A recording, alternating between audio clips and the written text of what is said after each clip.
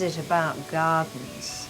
I mean, we've just come through this beautiful garden of yours, which is a wetland, so it's got water as well.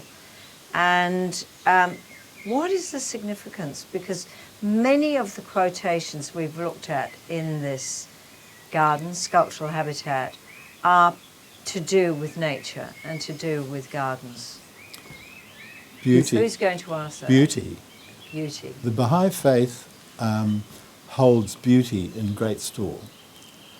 Beauty before utility.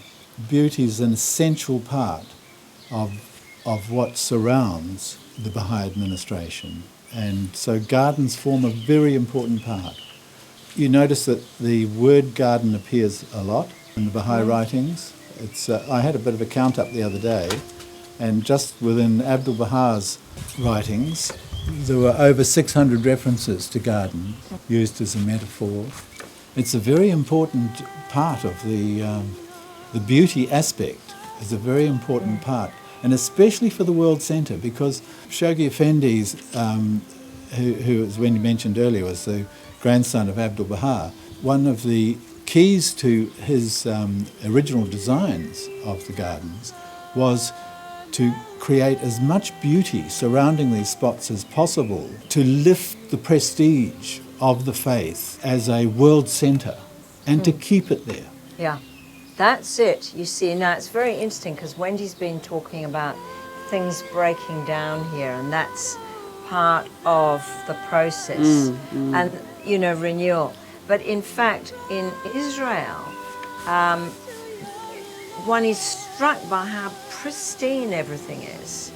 This, you know, the clarity in the garden, the clean marble and everything.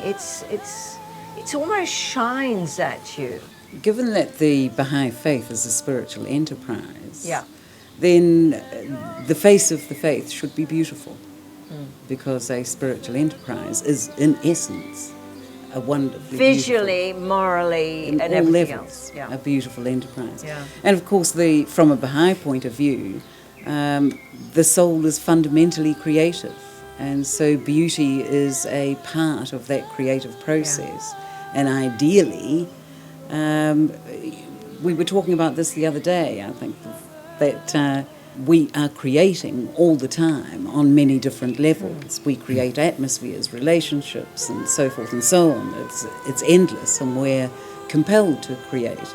And ideally, we engage increasingly consciously in that process. So what we produce is uplifting to ourselves and to other people.